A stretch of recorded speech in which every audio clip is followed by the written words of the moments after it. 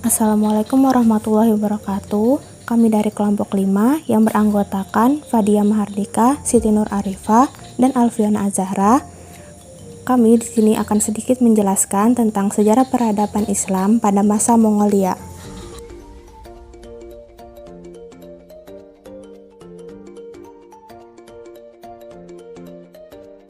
Baiklah, di sini saya akan mengenalkan latar belakang bangsa Mongolia. Nah, bangsa Mongol ini berasal dari daerah Mongolia yang membentang dari Asia Tengah sampai ke Siberia Utara, Tibet Selatan, dan Manchu Barat, serta Turkistan Timur.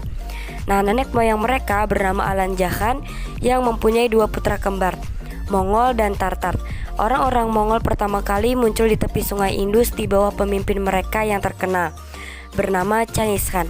Sekitar awal abad ke-13, Chinggis Khan menjadi orang-orang Mongol sebagai kekuatan politik dan militer terbesar di Asia Tengah dan Asia. Peristiwa yang paling mencengangkan adalah kisah jatuhnya ibu kota Abbasiyah pada tahun 1258 Masehi. Kemudian bangsa Mongol adalah bangsa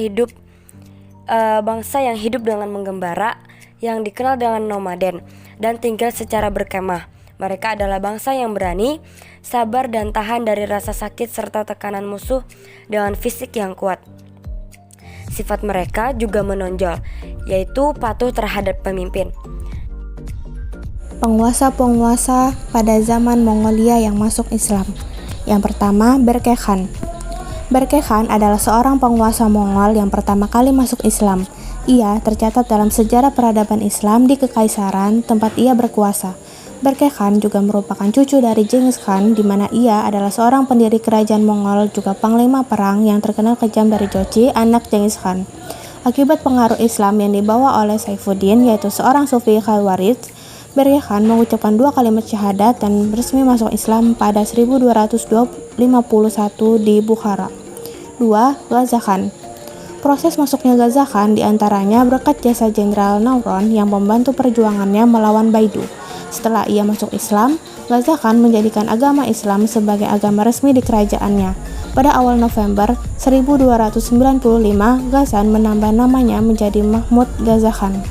Yang ketiga, Timur Leng. Timur Leng yang berarti Timur Si Pincang adalah seorang penguasa dan penakluk Turki Mongol. Beliau juga pendiri kekaisaran sekaligus dinasti Timurid di Persia serta Asia Tengah, dan keturunan terakhir kelompok penakluk nomaden atau Mongolia. Beliau tidak bisa mengambil gelar Khan atau penguasa Mongol karena bukan keturunan langsung dari Genghis Khan.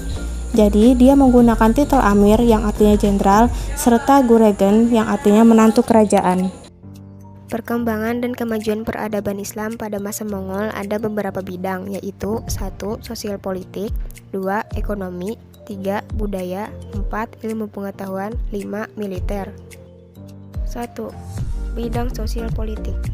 Uljaitu Khan mendirikan kota raja Sultania dekat Zanjan yang sekarang hanyalah tinggallah reruntuhan puing-puing dan reruntuhan masjid dan mewah yang rusak. Namun, pendiri dari kerajaan masih diingat dalam kesastraan. Dan pada zaman Abu Sayyid, beliau meneruskan kebijakan Ghazan Khan untuk menerapkan hukum syariat Islam dalam kerajaannya. Selain itu, Abu Sayyid juga melarang penggunaan minuman keras yang sudah biasa dilakukan oleh pendahulunya. 2. Bidang ekonomi. Kebijakan ekonomi pertama yang dilakukan oleh Ghazan Khan adalah memperbaiki sistem perekonomian terutama di bidang pertanian dan perkebunan. 3. Bidang budaya. Dalam bidang budaya, yaitu adanya perubahan kebiasaan bangsa Mongol dalam berpesta dan mabuk-mabukan.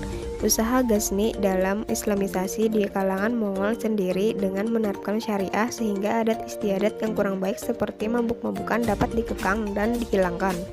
4. Bidang ilmu pengetahuan.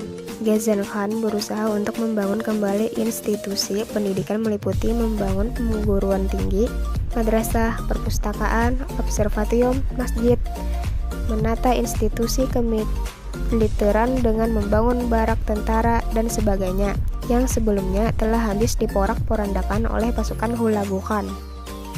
5. Bidang militer. Memanah, berkuda, bermain pedang adalah keahlian bangsa Mongol sejak kecil, ditambah dengan strategi perang dari seorang menteri kemiliteran yang beragama Islam, maka hal itu semakin lengkap. Beberapa peperangan yang terjadi untuk mempertahankan wilayahnya selalu berhasil, meskipun perluasan wilayah sepeninggal Hulagu tidak begitu mencolok. Baiklah, itu saja dari kami. Sekian, terima kasih.